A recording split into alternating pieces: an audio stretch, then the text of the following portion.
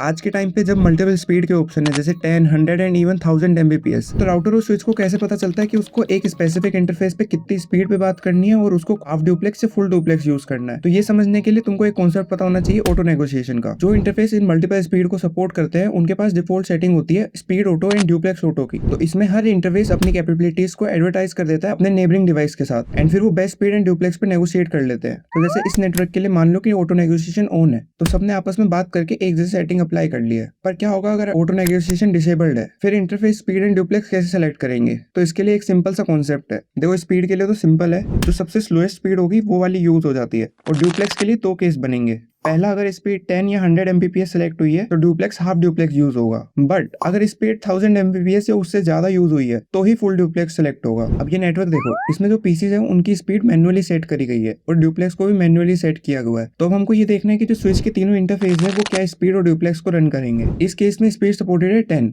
तो स्पीड तो स्लोएस्ट वाली ही सिलेक्ट हो जाएगी क्योंकि ऑप्शन भी नहीं है और कोई। एंड डुप्लेक्स हाफ डुप्लेक्स क्योंकि स्पीड अभी 10 और 100 वाली रेंज में है। अब इस साइड 1000 Mbps स्पीड आ जाएगी एंड मोड इस बार फुल क्योंकि स्पीड 1000 या उससे ज्यादा वाली रेंज में। बट अब यहाँ वाला केस देखो, ये थोड़ा क्रिटिकल केस हो गया। अब यहाँ पे स्पीड तो 100 ही हो जाएगी बट डुप्लेक्स हाफ हो जाएगा। अब यहाँ दिक्कत आएगी, यहाँ पे पीसी तो फुल डुप्लेक्स सपोर्ट करता है बट स्विच का इंटरफेस हाफ डुप्लेक्स पे सेट हो गया और इसी को बोलते हैं डुप्लेक्स मिसमैच हो गया यहाँ पे, जिसकी वजह से कोलिजन अकर होंगे। अब यहाँ पे कुछ टर्म्स आते हैं जब हम स्विच पे show interface brief command run करते हैं, तो इनमें से कुछ इंपॉर्टेंट टर्म्स हैं उनको देखते हैं। जैसे रन्स, ये वो फ्रेम होते हैं जिनका साइज मिनिमम फ्रेम साइज से कम होता है। ऐसे ही जाइंट्स होते हैं जिनका frame size maximum frame size से ज्यादा होता है। फिर सीआरसी, ये एक चेक मैकेनिज्म होता है, तो जितने भी फ्रेम ने वो चेक मैकेनिज्म फेल किया है ये उनको डिनोट करता है। फिर फ्रेम, ये बताता है जिन फ्रेम का फॉर्मेट गलत हो गया है किसी भी एरर की वजह से। फिर इनपुट एरर, ये सम बताता है डिफरेंट टाइप ऑफ काउंटर का, जैसे ऊपर जो 4 डिस्कस किए उनका सम। एंड आउटपुट एरर सिंपली वो जिनको स्विच ने भेजने का ट्राई किया बट वो फेल हो गए किसी भी एरर की वजह से।